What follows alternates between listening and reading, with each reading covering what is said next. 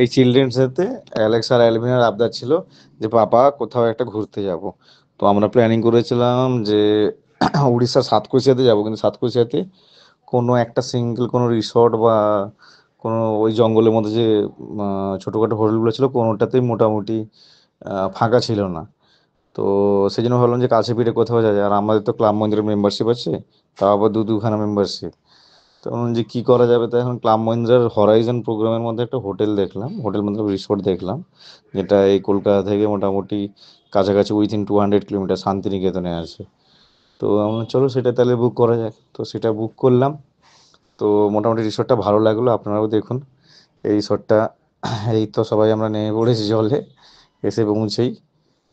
আর সোনাঝুরির যে হাটটা হয় সেটাও এর পাশাপাশি।